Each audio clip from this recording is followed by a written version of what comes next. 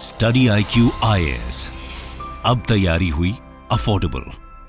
So, hello everyone, this is Dr. Anjali Garg, rank 79 in UPSC CSE 2022. So, today I will be dealing that how to go and how to make a schedule for the UPSC mains 2023 and how to use these 90 days very effectively. मैं ये session इसलिए ले रही हूँ क्योंकि मुझे ऐसा लगता है कि एक तो हमें इन 90 डेज में कैसे क्या करना है बहुत ज़्यादा नहीं आइडिया होता है, स्पेशली फर्स्ट अटेम्प्टर्स बहुत क्लूलेस होते हैं कि इन 90 डेज को कैसे अच्छे से यूज़ करें। और सिलेबस इतना ज़्यादा है, मॉक्स करें, सिलेबस करें, रिवाइज करें, कैसे करें। तो फर्स्ट अटेम्प्ट में मुझे भी काफ़ी प्रॉब्लम आई थी, बट मेरी सीनियर वैशाली ने मुझे बहुत गाइड किया था। तो आई होप कि मैं जो अपनी स्ट्रैटेजी बता रही हूँ कि मैं कैसे पढ़ती थी उसमें से आपको कुछ यूजफुल लगे, और जो आपको यूजफुल लगे आप डेफिनेटली अपने शेड्यूल में उसको अप्लाई कर सकें। और एक मैं चीज़ पहले ये बोलना चाहती हूँ कि मेंस के जो ये 90 to 100 डेज होते हैं ये बहुत ज़्यादा इंपॉर्टेंट है। This is the most crucial time of a UPSC journey, because in the end these days and the papers you have attempted in your mains will actually make all the difference. Apart from the interview, definitely that is very important, but mains के marks बहुत ज़्यादा matter करते हैं। अगर तुमने mains में बहुत अच्छा ले लिया तो इंटरव्यू में 5-10 ऊपर नीचे हुए तो इतना मैटर नहीं करेगा। तो मेंस अगर हमारा अच्छा है, हमने जीएस, एसए, ऑप्शनल इनकी तैयारी की है तो बहुत हमें फ़ायदा रहता है। और मेरे को भी मोस्टली फ़ायदा मेरे मेंस से ही हुआ है। This is my mains marksheet. मेरे जो जीएस में है तो that is 429 in GS, 106 in essay, 287 in my optional. So it led me having 822 in my mains score. So I will be dealing in 90 days को हम कैसे use करें। तो सबसे पहले तो हमें मोटिवेशन रखनी है इन 3 महीने बहुत ज्यादा। तो उसके लिए मैं क्या करती थी, अपने टेबल के सामने एक कैलेंडर अपने आप से हाथ से बना हुआ टाइम टेबल लिख लेती थी, अपनी डेट्स लिखती थी, उस पर कुछ कुछ पॉजिटिव लाइंस लिखती थी। एक शेड्यूल जो होता था मेरा, मैक्रो प्लान और माइक्रो प्लान, वो भी मैं अपने साइड पे सामने ही चिपका के रखती थी। और कुछ कुछ पॉजिटिव कोट्स, पॉजिटिव लाइंस जो मुझे मोटिवेट करती थी मैं वो लिखती थी कि yes I will be an IAS and yes मैं मेडिकल साइंस में इतने मार्क्स लूंगी। तो ये सब मेरे सामने टेबल पे लगा रहता था। तो इससे एक हमें पॉजिटिव माइंडसेट रहता है, हमें दिखता रहता है, हमारा गोल दिखता रहता है कि ये मेरे पास इतने डेज रह गए। मैं कट करती रहती थी, मेरे डेज कट हो रहे हैं। तो उनसे मुझे लगता था ओ शिट 5 दिन निकल गए, 6 दिन निकल गए, मैंने क्या किया। फिर मैं एनालाइज करती रहती थी कि लास्ट 5 दिन निकल गए, मैंने कितना काम किया, क्या मैं इफेक्टिव थी, क्या मैं नहीं थी। उससे क्या है, गिल्ट होता रहता है, तुम और पढ़ते रहते हो और 3 महीने तो ऐसे ही निकल जाते हैं। तो लेट्स सी कि मैंने कैसे अपने 90 डेज टू 100 डेज प्लान किए थे और कैसे हम लोग कर सकते हैं। तो जो मेंस की स्ट्रैटेजी है वो बेसिकली क्या रहती है, एक तो सबसे पहला पार्ट रहता है content addition and making notes. दूसरा रहता है हमारा रिवाइजिंग इट। तीसरा और मोस्ट इंपॉर्टेंट रहता है मॉक्स। मॉक्स लिखना मेंस में बहुत ज्यादा इंपॉर्टेंट है। बिना mock test, full length mock test लिखे बिना मेरे हिसाब से मेंस क्लियर करना काफी मुश्किल है। तो अब मैं सबसे पहले ये बताती हूँ कि मेरी डिवीजन कैसे रहती थी। तो मेरी डिवीजन रहती थी लाइक अगर 90 डेज हैं तो पहले 45 डेज में मुझे क्या करना है, फिर नेक्स्ट 30 डेज में, और फिर नेक्स्ट 15 डेज में। अब कुल मिला के पहले मैं ये बता देती हूँ कि मैं कितने मॉक्स लिखती थी ओवरऑल, क्योंकि मेरी जितने मैं मॉक टेस्ट लिखती हूँ मेरी उसी हिसाब से डेज की प्लानिंग होती थी। तो अब जैसे ऐसे है, ऐसे में मेरा होता था कि मुझे हर 10 to 12 डेज में एक ऐसे लिखना है, मतलब कि एक ऐसे का पेपर, दो ऐसेज हो गए, और हर 3-4 दिन में एक एक स्ट्रक्चरिंग करनी है। तो मेरे स्टडी पार्टनर साथ में पढ़ते थे, डॉक्टर नितिश गुप्ता। तो हम क्या करते थे कि हर 3-4 दिन में स्ट्रक्चरिंग कर लेते थे। उससे क्या होता है कि एक तो टाइम आउट हमने स्ट्रक्चरिंग कर ली, फिर हमारी ब्रेनस्टॉर्मिंग चलती रहती है और हम आपस में डिस्कस कर लेते हैं। उससे हमें एक और व्यू मिल जाता है कि उसने ये लिखा, मैंने ये लिखा, मैं ये पॉइंट ऐड कर सकती थी, ये एग्जाम्पल ऐड कर सकती थी। तो हर 10-12 दिन में टेस्ट लिखा तो around 6 to 7 essay tests, that is equivalent to 14 essays. अगर किसी का होल्ड बहुत ज्यादा अच्छा है एसेज में तो वो लोग कम भी लिखते हैं, तो that is up to you, but मेरा ये था। Then ethics. अब क्या है कि एसे और एथिक्स जो है वो थोड़ा सा मार्क्स में डिफरेंस ला देते हैं ऊपर नीचे, तो इसलिए मैं इनको थोड़ा ज्यादा लिखती थी। तो इस बार एथिक्स में भी आई हैव स्कोर्ड 116। तो एथिक्स के एटलीस्ट मुझे होता था कि 5 टेस्ट लिखने हैं, जीएस 1 to 3 से थोड़े एक्स्ट्रा लिखो, क्योंकि एक तो अब एथिक्स क्या हो गया, बहुत ज्यादा लेंथी हो गया है। तो अब वो इतना लेंथी है, तो जब तक हमारी प्रैक्टिस नहीं होगी तब तक हम कैसे डील कर पाएंगे। तो और उसमें भी तुम्हें स्ट्रैटेजी बनानी पड़ती है कि तुम्हें पहले केस स्टडीज लिखनी है या पहले आंसर्स लिखने हैं। मेरा पहले मैं केस स्टडी लिखती थी, पिछले अटेम्प्ट में मैंने केस स्टडीज लिखी थी, तब आई गॉट 105। बट इस बारी मुझे लगा कि यार आंसर्स की क्वालिटी लिखनी भी बहुत इंपॉर्टेंट है, तो मैंने पहले आंसर्स लिखे इस बारी और बाद में केस स्टडीज लिखी। तो ये केस स्टडीज में मुझे लगता है कि यार पता है कि फटाफट स्टेक होल्डर्स लिखने हैं, ये इंट्रो लिखनी है, मेरिट डीमेरिट लिखने हैं, तो आंसर्स में तुम थोड़ा डिफरेंस ला सकते हो। तो मैंने इस बारी पहले आंसर्स लिखे थे और इस बारी मेरे उसमें इंप्रूव्ड मार्क्स हैं। तो एथिक्स के मैं total 5 test, this I am telling in 90 days. फिर जीएस 1, 2 और 3, इन तीनों के 3 test each. And direct full length test लिखो, कोई ऐसा सेक्शनल अगर आपने पहले लिख लिया तो ठीक है, आई थिंक इन 90 डेज में तो we should do full test. Then comes our optional. Optional के तुम सेक्शनल जो है वो 3 से 4 सेक्शनल लिख सकते हैं, और फिर 4 मतलब 2 + 2 फुल लेंथ टेस्ट, मतलब पेपर 1, पेपर 2, पेपर 1 और पेपर 2। नाउ दिस डिपेंड्स, जैसे कि जो मेरा फर्स्ट अटेम्प्ट था तो उसमें तो मैं एक बार ही लिख पाई थी, ऑब्वियसली तो मेरा इतना कंटेंट प्रिपेयर्ड नहीं था, मुझे रिवाइज करना था, इतना याद नहीं था। बट इस बारी क्योंकि मैंने मेडिकल साइंस की प्रिपरेशन कर ली थी पहले, तो मैंने इस बारी 2 बार लिख पाई थी मैं। तो that depends on your preparation, तुम्हारा कितना कंटेंट प्रिपेयर्ड है कितना नहीं। बट ये मैंने फर्स्ट अटेम्प्ट में भी इतने ही लिखे थे, 3 टेस्ट ईच 5 और ये, और उससे मेरा मेंस क्लियर हो गया था, क्योंकि तब कंटेंट कम था बट मेरी प्रैक्टिस इतनी ज्यादा थी कि मेरा मेंस क्लियर हो गया था। तो टेस्ट लिखना बहुत ज्यादा जरूरी है। अब इन टेस्ट को मैं डिवाइड करती थी according to syllabus and in the particular days. तो अब जैसे मैंने लिखा ऐसे, तो ऐसे अगर मेरे को 7 लिखने हैं तो मैं 45 डेज में एटलीस्ट 3 एसेज लिखूंगी, 3 या फिर 3 और 4। तो वो अब कितने गैप पे आ जाएंगे, तो 3 लिखना है, तो हर 15 दिन के गैप पे मुझे ऐसे लिखना है। तो हर 15 दिन के गैप पे अगर मुझे ऐसे लिखना है तो मुझे उसके लिए 2 दिन साथ में पहले उसकी पढ़ाई भी करनी है। तो 2 डेज हर 15 दिन में, मतलब हर 13th डे मैं 2 दिन ऐसे को डाल देती थी। ठीक है, तो हर 15 डेज में 2 डेज ये हो गए। एथिक्स जो है अगर मुझे 5 लिखने हैं तो मुझे 2 एटलीस्ट 2 या फिर 3 एथिक्स लिखने हैं। तो उसको भी उस तरह से हम शेड्यूल कर लेंगे कि हर 20 दिन में एथिक्स का टेस्ट लिखना है। पहले क्या, एथिक्स के लिए जो फर्स्ट रिवीजन होती है वो मैं 4 या 5 दिन लेती थी, क्योंकि उसमें तुम कंटेंट प्रिपेयर करते हो, एग्जाम्पल्स प्रिपेयर करते हो, फिलोसफीज प्रिपेयर करते हो, जो भी तुम्हारा सिलेबस रह जाए तुम वो प्रिपेयर करते हो। तो फर्स्ट रिवीजन एथिक्स की इन 45 डेज में मैं 4 डेज लेती थी।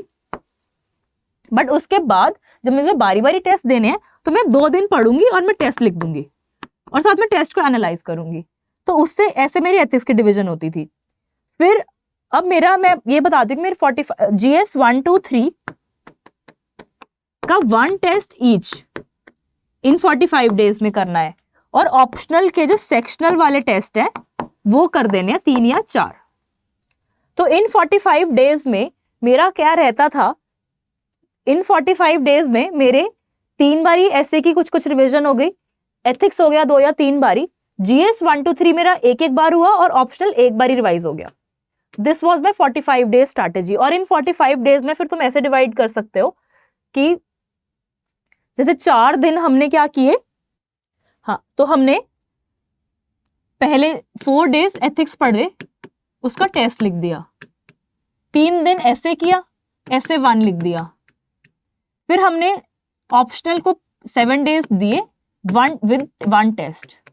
फिर जीएस 1 पढ़ा, 5 दिन 1 टेस्ट अलॉन्ग, ये टेस्ट के इंक्लूडिंग टाइम हो रहा है।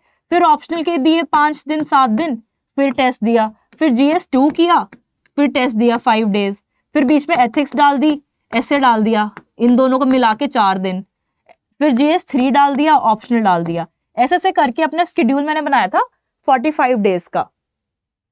तो इससे 45 डेज मेरे ये रिवीजन हो गई थी। What I studied during this time वो मैं अभी डील करती हूँ, बट अभी मेरे को था कि आपको डिटेल बता दूं मेरा प्लान। तो ये 45 डेज में हो गए। फिर अब दिस इज यार फर्स्ट टाइम जो हमने रिवीजन की या कंटेंट बनाया। इसमें हमारा सारा रिवाइज नहीं होगा, बट जितना हम कर सकते हैं उतना करना है। अगर हमने GS1 को 4 दिन दिए तो ऐसा नहीं करना कि 4 दिन की जगह मैं 6 कर दूं, क्या मेरा सिलेबस नहीं पूरा हुआ। सिलेबस कभी पूरा नहीं होगा, एंड तक पूरा नहीं होगा। उसको टाइम लिमिटेड ही रखना है, टाइम लिमिटेड पढ़ाई करनी है, टाइम मैनेजमेंट के साथ पढ़ाई करनी है, तभी हमारे मेंस में प्रॉपरली हम सबको टाइम दे पाएंगे। वरना हमारा एक सब्जेक्ट कम एक सब्जेक्ट ज्यादा ऐसे रहेगा। फिर 30 डेज में सेकेंड टाइम करना है। अब तो अब हर एक चीज को दिन एक 2 दिन कम कर दो और उस तरह से प्लान बना लो। अब इसमें क्या करती थी मैं, अब मैंने इसमें स्टेमिना बनाने के लिए 2 टेस्ट अ डे लिखना शुरू कर दिए थे कि GS1 और 2 को मिला के मैंने 6 दिन पढ़ लिया, और suppose GS1 + 2 I read for 6 days, फिर 1 डे में मैंने 2 टेस्ट दे दिए इसके। ऐसे फिर GS4 और 3 कर लिया, उसके टेस्ट दे दिए। ऑप्शनल का फुल लेंथ एक कर दिया एक दिन में। तो एक दिन में 2 टेस्ट करने से मेरा स्टेमिना बन रहा है। तो इन 30 दिन को उस तरह से मैंने यूज किया। फिर लास्ट के 15 दिन जो होते हैं वो बहुत ज्यादा क्रूशियल रहते हैं। तो उसमें पहले 7 डेज मैं ऑप्शनल को एक बार फिर से रिवाइज करती थी, जो बहुत मेरा भूलने वाला है, मेडिकल साइंस है, कुछ मेरे को किसी के शॉर्ट नोट्स बनाने हैं, मैं वो करती थी।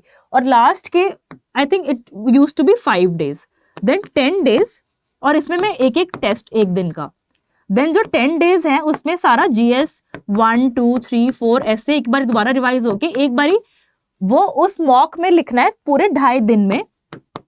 ऐसे GS1 2 3 4 जैसे हमारे असली में होता है, उन 10 दिन में ये 2.5 दिन हमें इसको देने हैं। तो उससे हमारी वो फुल एक मॉक प्रैक्टिस हो जाएगी। और अलॉन्ग विद दिस पहले हमने पूरा कंटेंट पढ़ा, रिवाइज किया, फिर इसके अंदर जब हम सेकंड नेक्स्ट मॉक्स दे रहे हैं, हमने अपने नोट्स को और शॉर्टन कर लिया। जैसे कि मुझे पता है कि GS3 में मुझे मेजर मैटर तो याद रहेगा, अब मुझे डेटा, फैक्ट्स, एग्जाम्पल उनकी मैंने और शॉर्ट नोट्स बना लिए। GS2 के लिए मैंने पार्लियामेंट के डाटा, जुडिशरी का डाटा वो सब अलग लिख लिया। तो इसमें थोड़ी सी मेरी शॉर्ट नोट मेकिंग भी होती थी इन लास्ट 15 दिन के लिए, ताकि मैं लास्ट 15 दिन में सारा रिवाइज कर पाऊं। तो ये मेरे बहुत क्रूशियल डेज होते थे for making further short notes. And then last के 15 दिन में हम उसको फिर से रिवाइज कर लेंगे।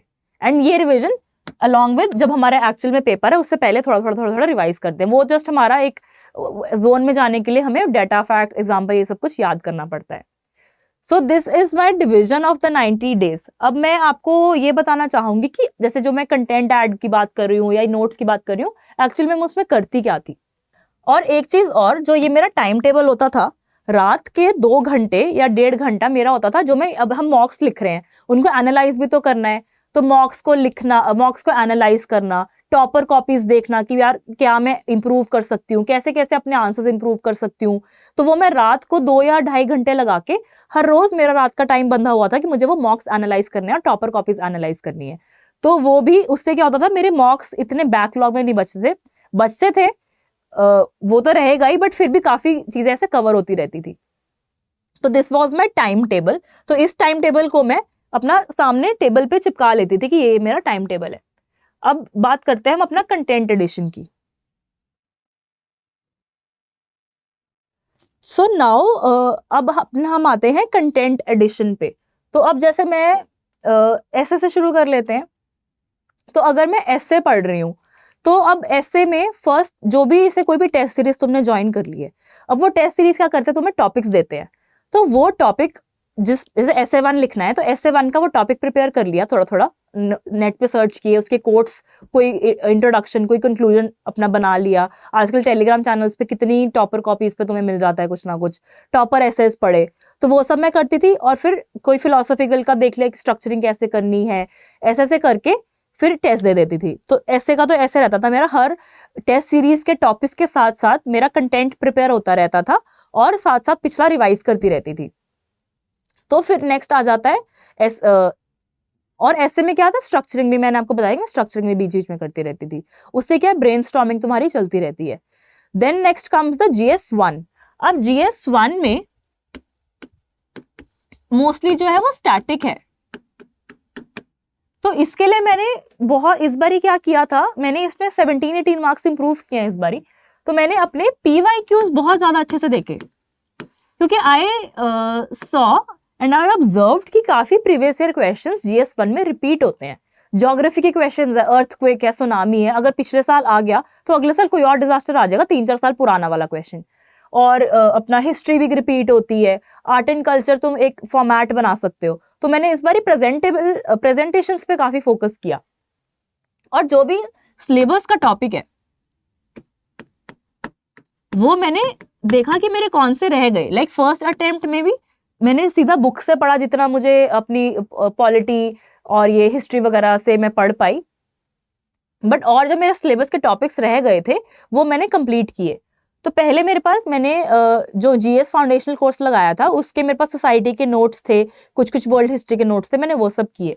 बट इस बारी मैंने और PYQs के बेसिस पे अपना कंटेंट एनरिच किया, और सिलेबस का जैसे कि टॉपिक है ज्योग्राफी का है कि नेचुरल रिसोर्सेज के मैप्स, तो मैंने अलग से एक पेज पे पूरे अपने मैप्स बना लिए कि फटाफट रिवाइज करती रहूंगी मैं। और मैंने डायग्राम्स प्रिपेयर कर ली कि अर्थक्वेक है, सुनामी है, जो भी है तो मुझे उसके साथ ये डायग्राम बनानी है। लैंडस्लाइड है तो दिखा दो पेड़ गिरते हुए, सुनामी है तो दिखा दो अपनी की सुनामी आई है।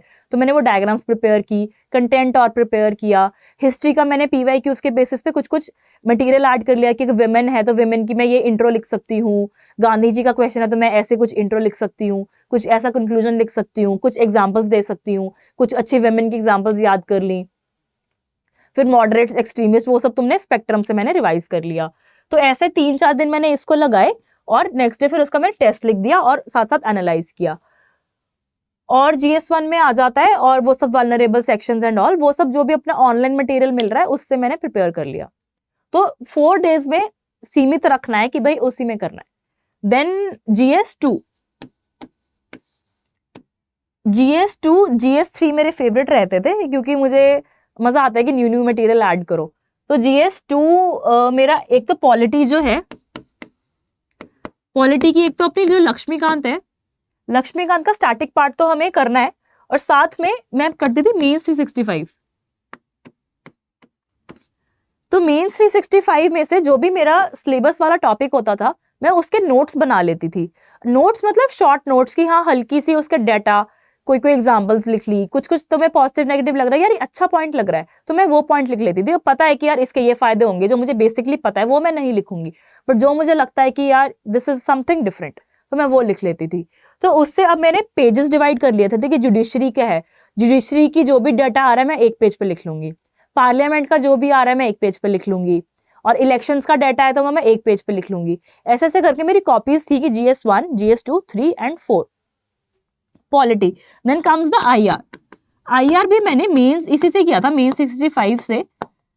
और जो भी तुम्हारी पहले के भी तुम्हारे कुछ कुछ नोट्स होते हैं ना कि यार ये ऑर्गेनाइजेशन के नोट्स हैं, मैंने महकजन मैम के टेलीग्राम चैनल से भी नोट्स लिए थे IR के, तो कुछ कुछ ऑर्गेनाइजेशन के नोट्स मिल गए थे स्पेसिफिक। तो इसमें क्या करना है कि मेन तो तुम्हारा इसमें आंसर राइटिंग की प्रैक्टिस ही है कि पॉलिटी है तो मुझे आर्टिकल से शुरू करना है, मुझे कोई जजमेंट डालनी है, मुझे कोई कमिटी की रिपोर्ट डालनी है, इससे मेरा आंसर में वो सॉल्ट ऐड होगा।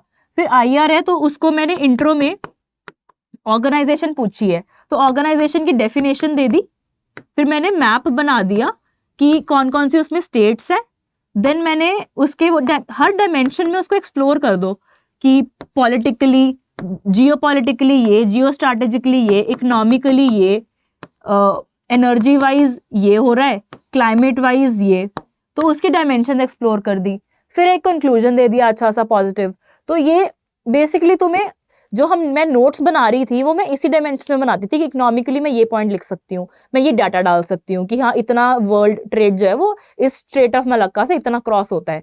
तो ऐसे कुछ कुछ स्पेसिफिक कंटेंट ऐड करो, जो बेसिकली जो हमें पता है वो तो पता है, बट कुछ स्पेसिफिक कंटेंट, इतना ट्रेड क्रॉस हो रहा है, ये इंडिया म्यांमार में ये प्रोजेक्ट साइन हुआ है, इंडिया श्रीलंका में ये चीज अभी साइन हुई है, जो हम एक्स्ट्रा एडिशन डाल पाए, कंटेंट डाल पाए, वो सब अपने नोट्स में लिख लेती थी मैं, और उसी डायमेंशंस में लिखती थी कि इकोनॉमिकली ये हो रहा है, स्ट्रैटेजिकली हमेशा लिख दो कि to counter China, to counter Pakistan.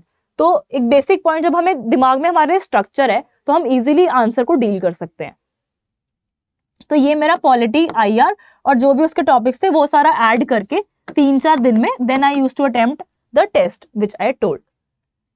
So then comes the GS3। अब जो GS3 है उसमें क्या है, सब लोग काफी GS3 से घबराते हैं, बट मुझे ऐसा लगता है कि GS3 में काफी सारे टॉपिक्स है, तो हर एक टॉपिक में से 2-2, 3-3 क्वेश्चंस आने हैं। तो उसकी क्या कर लो, एक बेसिक में थोड़ी इंट्रोज, कौन सी मैं डायग्राम्स बना सकती हूँ, थोड़े बहुत ग्राफ, कोई पाई चार्ट है, कोई कंक्लूजन, ये सब मैं थोड़ा सा ट्राई करती थी कि मैं ये रेडी कर लूँ।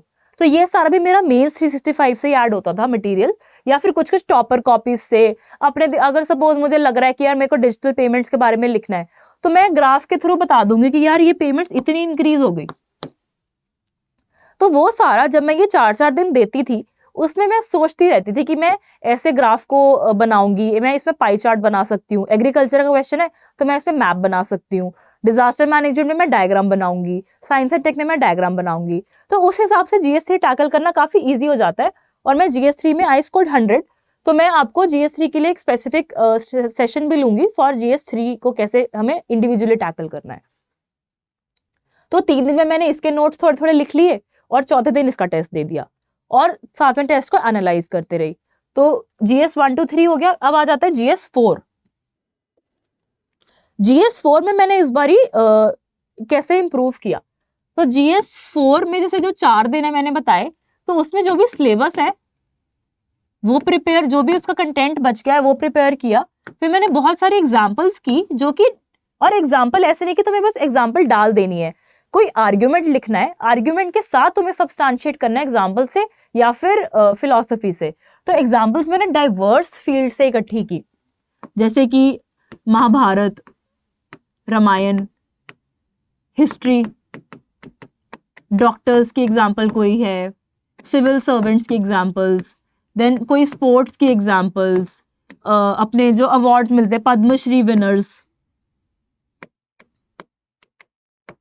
कुछ मैंने अपने सैंपल अपने टेलीग्राम चैनल पे भी शेयर किए हुए हैं, डॉक्टर अंजलि गर्ग IAS के नाम से है, तो उसमें भी मैंने कुछ अपने एग्जांपल्स, कोट्स, ये सब शेयर किया है। फिर मैं कोट्स प्रिपेयर करती थी, जो सिलेबस है, जैसे कि करेज है, इंटेग्रिटी है,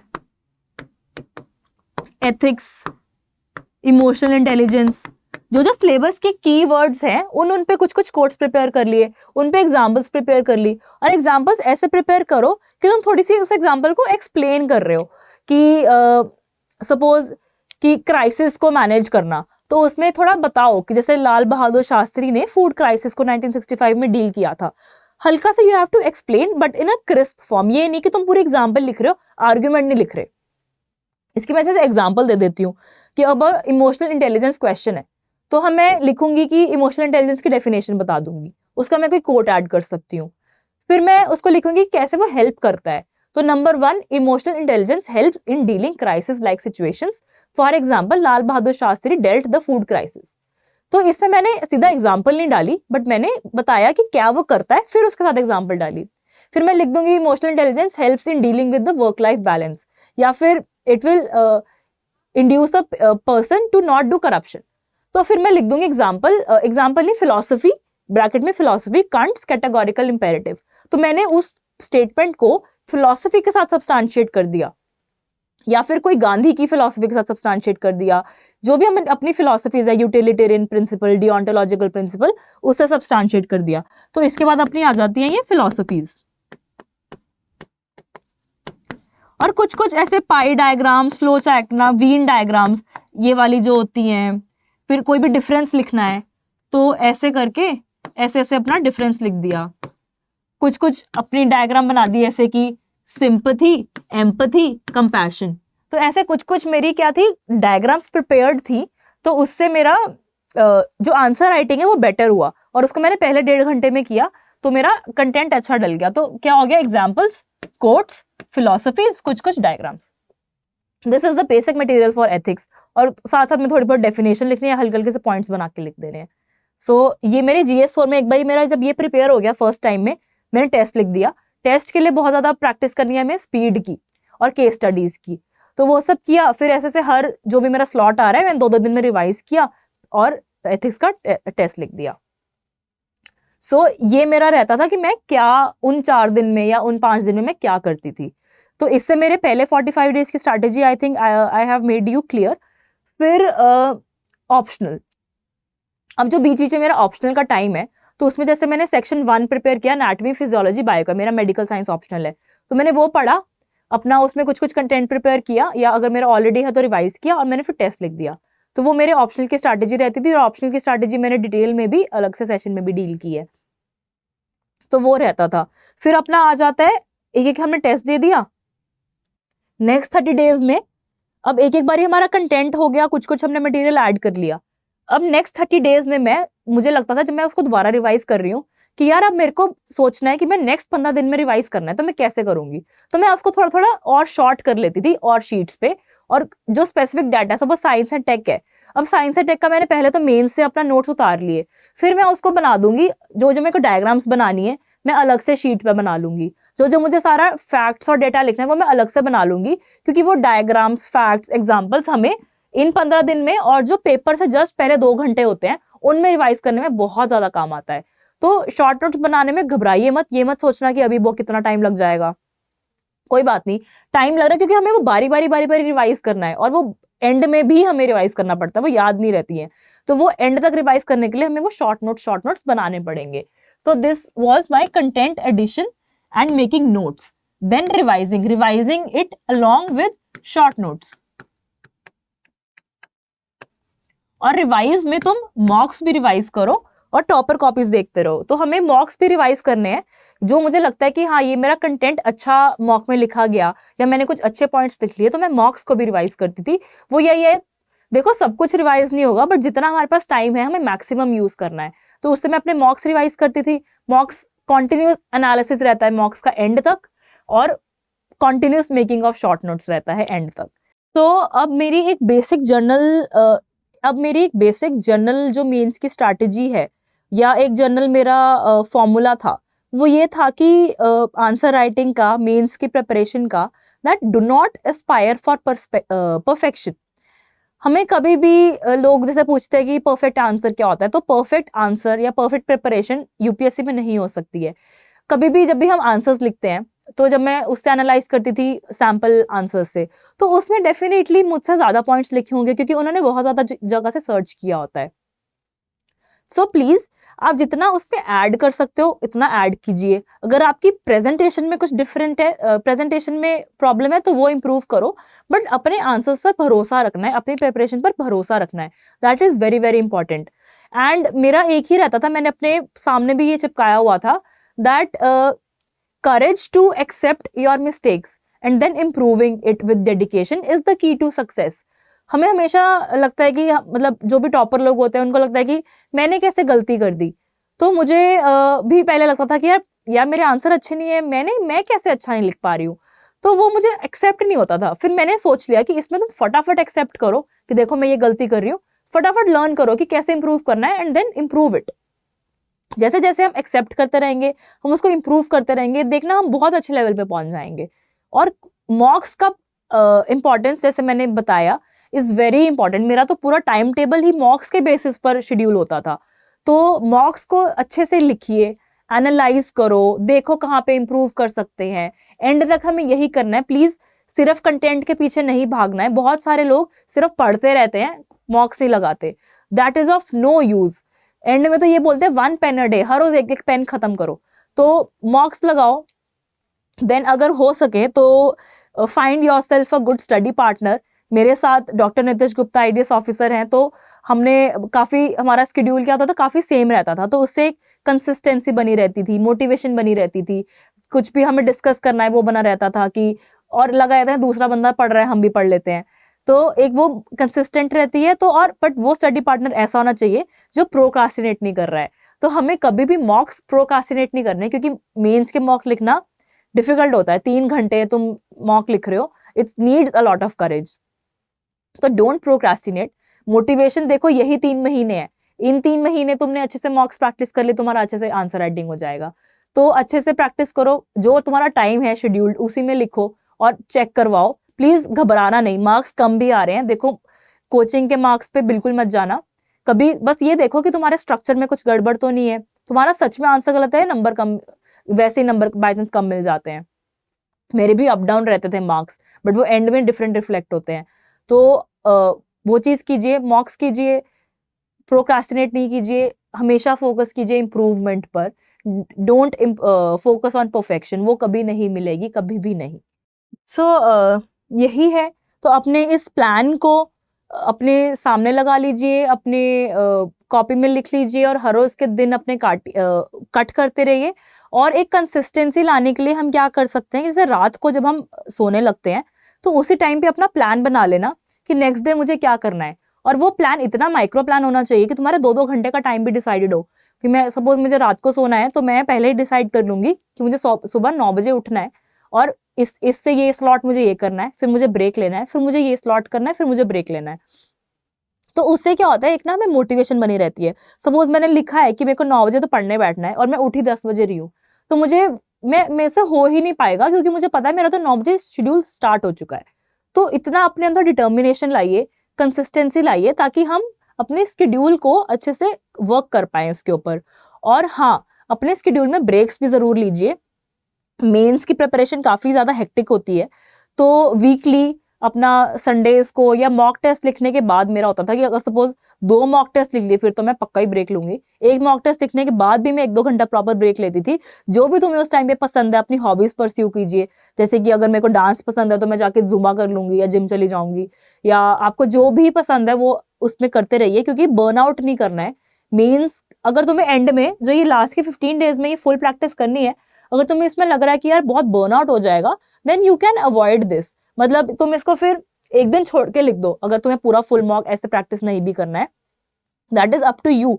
मैंने थोड़ा ऐसा बताया कि इतना कर लो तो बहुत अच्छा है, बट अपने स्टेमिना पे, अपने बर्नआउट पे भी डिपेंड करता है। ये ना हो कि तुम इसमें इतना बर्नआउट हो जाओ कि बाद में एक्चुअल मेंस में थक जाओ।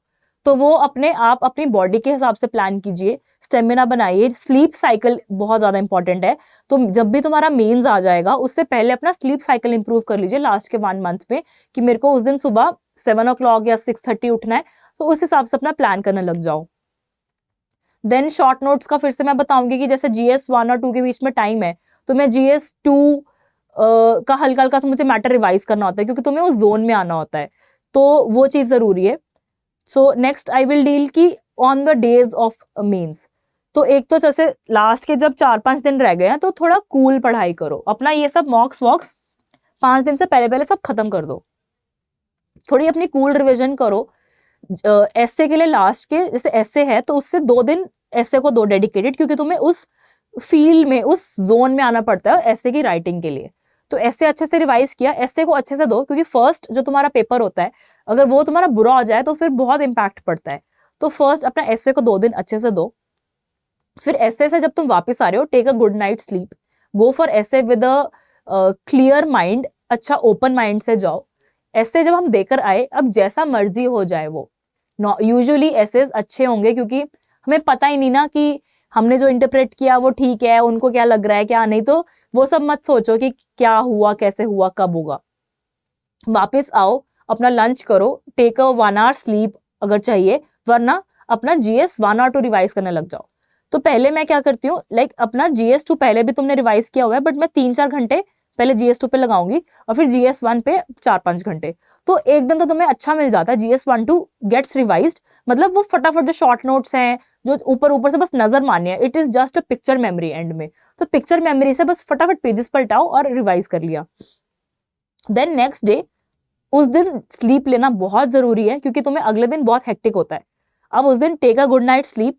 नेक्स्ट डे अपना GS 1 लिख दिया तुमने, GS 1 के बाद आके तुम्हारे पास 2 hours का ब्रेक होगा, टेक अ लाइट लंच, और जो तुम्हारे पास 1.5 hour है उसमें से 1 hour या 40-45 minutes हल्का सा GS 2 रिवाइज कर लो, जो जैसे जजमेंट्स हैं, डेटा, फैक्ट्स, कमिटीज, ये सब रिवाइज कर लो ताकि तुम उस जोन में आ जाओ कि मेरे को GS2 लिखना है, मेरे को पॉलिटी लिखनी है, मेरे को IR लिखनी है, फैक्ट वैक्ट दिमाग में हो तो फटाफट वो पेपर में डल जाते हैं।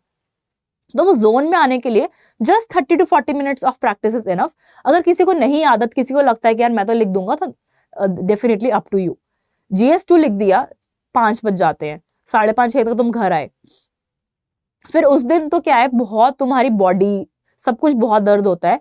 तो मैं तो अपना आके पैरासिटामोल ले लेती थी कि यार थोड़ा तो अब दर्द हो रही है बॉडी, तो ले लो पैरासिटामोल। फिर उसके बाद मैं शुरू कर लेती थी अपना GS4। मेरा मोस्टली क्या होता था, पहले मैं अपना GS4 रिवाइज करके रखो क्योंकि GS4 का टाइम नहीं मिलता, तो उस पे GS4 पे 1.5 आवर हार्डली देके GS3 अपना हल्का से रिवाइज कर लेती थी।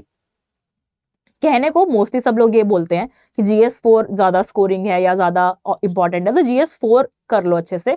बट मुझे ऐसा लगता था कि GS4 मैंने पहले कर लिया तो मैं कल दिन में भी उसको घंटे में रिवाइज कर सकती हूँ। तो मैं GS3 फैक्ट सब रिवाइज कर लेती थी। और GS3 इतना ज्यादा वास्ट है, तुम सब कुछ नहीं कर पाओगे, जितना कर सकते हैं उतना कर लो। दो दैट डे तुम रेस्ट भी कर लो तो भी कोई फर्क नहीं पड़ेगा, तुम थोड़ा सा पढ़ लो तो भी कोई फर्क नहीं पड़ेगा। बट मेरे को तो सेटिस्फैक्शन नहीं मिलती थी, तो मैं अपना 4-5 घंटे GS3 जितना भी 3-4 घंटे मिलते थे वो पढ़ लेती थी। फिर उस दिन तुम सो, प्लीज पिछले दिन के जो भी पेपर हुए उसको दिल पे नहीं लेना। मेरा एक क्वेश्चन GS2 का गलत हो गया था, तो मैंने काफी अपना टाइम खराब किया था कि मेरा GS2 का क्वेश्चन गलत हो गया, तो वो कुछ उससे कुछ फर्क तो पड़ने नहीं वाला, एंड में मार्क्स वार्क्स का कुछ पता नहीं चलता। तो अपना आगे पे फोकस करो, पिछला बैगेज कभी नहीं लेना। UPSC हमें सिखाता है कि कभी भी पिछला बैगेज नहीं रखना, हमेशा मूव ऑन टू फर्दर। तो अपना GS3 पढ़ा, नेक्स्ट डे GS3 दिया। GS3 के बाद थोड़ा सा अपना आधा घंटा, तुम बहुत थक चुके होते हो, तुमने 4 पेपर लिख दिए, तो हल्का सा हाफ एन आवर अपना एथिक्स के कोट्स ये एग्जाम्पल्स वगैरह वो अपनी रिवाइज कर ली, थोड़ी बहुत एग्जाम्पल्स, ताकि वो ऐसा होता है यार अब एग्जाम्पल्स तुमने कोट्स रिवाइज कर लिए तो बहुत जल्दी तुम्हारे आंसर में डल जाएंगी। तो बस GS4 दिया, और GS4 देकर आके तो बहुत ज्यादा सेटिस्फैक्शन मिलती है कि हमने 5 पेपर लिख दिए। एंड देन प्लीज उस दिन अच्छे से रेस्ट करो। नेक्स्ट डे से और ये बिल्कुल मंडे को बिल्कुल नहीं सोचना कि मेरे पिछले 5 पेपर कैसे हुए, अब जो वो हो गए वो हो गए। तो उस दिन मंडे से अपना प्लान बना के ऑप्शनल पढ़ने लग जाओ। मेडिकल साइंस तो वैसे ही इतना ज्यादा लेंथी होता है, तो 5 दिन अच्छे से, नॉर्मली क्या करते हैं लोग, मंडे को सारा वो याद आता रहता है कि मैंने ये टेस्ट ऐसे कर दिया है, ये पेपर ऐसे लिख दिया, ये ऐसे लिख दिया, क्या होगा, तो एक दिन बर्बाद हो जाता है। वो बिल्कुल मत करना है, मंडे से लग जाओ अपना, और मंडे टू फ्राइडे सैटरडे अच्छे से 5-6 दिन अपना रिवाइज करो। तो सैटरडे को तुम्हारा इंग्लिश हिंदी होगा या जो भी सब्जेक्ट होगा वो किया, और अपना संडे को अपना ऑप्शनल देके यू विल गेट फ्री। तो और अपने ऑप्शनल के भी जितने तुम शॉर्ट नोट्स बना सकते हो कुछ, जैसे मैंने मेडिकल में क्या किया था, डोजेज हैं, कोई सर्जरी के नाम है स्पेसिफिक, तो वो सब मैंने एक पेज पे लिख लिया था ताकि वो मैं उस दिन रिवाइज कर सकूं। ये शॉर्ट नोट्स इसलिए काम आ जाते हैं, सपोज हम एंड में बीमार हो गए, कुछ हो गया, तो हम वो भी पढ़ लेना तो हमारा पेपर अच्छा हो जाएगा। तो इसलिए शॉर्ट नोट्स बनाना इंपॉर्टेंट रहता है। So this is on the days of examination, और तब तुम बहुत ही ज्यादा इंटरेक्ट नहीं करना है बिल्कुल भी। जो तुम्हारे आगे पीछे लोग हैं, कैसा हुआ पेपर, उसने क्या लिखा क्या नहीं, बिल्कुल नहीं पूछना है। अपना पेपर देकर आओ, अपने जोन में आ जाओ, अपना पढ़ो और नेक्स्ट डे पेपर दे आओ। जो पूरा ऑप्शनल सब कुछ हो जाए फिर अपना आपस में डिस्कस करो। तो क्योंकि जितना डिस्कशन करेंगे हमारा इम्पैक्ट पड़ता है कि उसने क्या लिखा, मैंने क्या लिखा, मैंने ये पॉइंट मिस कर दिया। सबकी आंसर राइटिंग डिफरेंट होती है, सबके पॉइंट्स डिफरेंट होते हैं, तो प्लीज डू नॉट कंपेयर। अपने आंसर्स पे भरोसा रखना और ट्रस्ट रखना कि मैंने सही किया है। तो ये हमारे मेंस की है, उस टाइम पे पॉजिटिव रहो, अपने मम्मी पापा, अपने 1-2 लोगों को बस साथ रखो जो कि तुम्हें पॉजिटिव सपोर्ट देते रहे, इमोशनल सपोर्ट देते रहे। सो दिस एग्जाम मेन स्पेशली तुम्हारा फिजिकल स्टेमिना, तुम्हारा मेंटल स्टेमिना, तुम्हारी इमोशनल सपोर्ट सब कुछ टेस्ट करती है। So please stay strong physically, emotionally, mentally, और take this exam with a very positive attitude. Enjoy the exam. जब वो मेंस लिख रहे हो तो एंजॉय करो, अपना टाइम मैनेजमेंट अच्छे से करना है। वो 3 घंटे अपने बेस्ट 3 घंटे लिखने हैं। ये नहीं सोचना कि मुझे इतने मार्क्स मिले कितने, बस हर क्वेश्चन को ऑनेस्टली अच्छे से लिखो। और time management is the key. एक चीज मैं आई थिंक भूल गई शायद, मॉक टेस्ट जब लिख रहे हैं तो टाइम मैनेजमेंट बहुत ज्यादा इंपॉर्टेंट है। तुम्हें जो भी 10 मार्कर्स हैं, 15 मार्कर्स हैं, उनमें टाइम मैनेजमेंट अच्छे से करनी है। मैं पहले 15 मार्कर्स करती हूँ। 15 मार्कर्स के जैसे मैंने 10 क्वेश्चंस 1 घंटा 50 मिनट या 2 घंटे में लिख लिए, और लास्ट के 10-10 मार्क, तुम उस टाइम में बहुत स्पीड फास्ट होती है, फिर 10-10 मार्कर्स लिख लेती थी। या फिर कभी मैं 5 5 क्वेश्चन लिख लिए, फिर 10 मार्कर, फिर 5 क्वेश्चन 15 मार्कर, ऐसे लिख लिए। तो मेरी पहले 15 मार्कर्स देन 10 मार्कर्स, क्योंकि मैं 15 मार्कर्स अगर लिख लूँ तो एक वो बोझ सा उतर जाता है कि तुमने मेन पेपर लिख लिया, आप 10-10 मार्क के फटाफट 2-2 पेज पे निपटा देने हैं। तो मेरी ये मॉक राइटिंग होती थी और टाइम मैं प्रॉपर 3 घंटे में ही लिखती थी। शुरू से ही स्पीड बना के रखनी है ताकि तुम्हारे एंड में 3-4 क्वेश्चन कॉम्प्रोमाइज ना हो। काफी लोग मुझे ये बोलते हैं कि हम शुरू में थोड़े स्लो होते हैं, फिर एंड में इतना भगाना पड़ता है कि 3-4 क्वेश्चन कॉम्प्रोमाइज हो जाते हैं। देखो 1-2 क्वेश्चन कॉम्प्रोमाइज होंगे बट 3-4 ज्यादा है। तो शुरू से अपनी स्पीड बना के रखनी है ताकि पहले घंटे में 5 या 6 क्वेश्चन तुम्हारे हो जाएं 15 नंबर वाले, ताकि एंड में पैनिक ना हो। तो वहां पे भी बहुत जरूरी है, time management is the key. Time management, time table, being consistent, hard work और स्मार्ट वर्क करना है, तो उससे हमारा मेंस का काफी डील हो जाएगा। सो आई होप आप लोगों को कुछ इंसाइट्स मिली हो कि हम इन 90 डेज 100 डेज को कैसे यूज करें, कैसे मोटिवेटेड रहें। प्लीज पॉजिटिव रहना, पॉजिटिव अफर्मेशन करना, कुछ कुछ लिखते रहना अपनी कॉपी में कि मैं ये कर लूंगा, मैं ये कर रहा हूँ, आई एम डूइंग गुड। अपनी सीनियर्स की, फ्रेंड्स की सपोर्ट लेना, फैमिली सबसे सिर्फ पॉजिटिव बात करनी है, कोई नेगेटिव बात नहीं करनी। थोड़ी क्या लोज आएंगे, it's okay, you will manage it.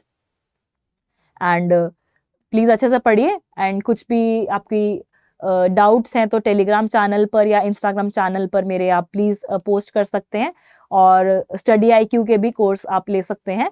So and thank you study IQ for giving me this opportunity to share my strategy session.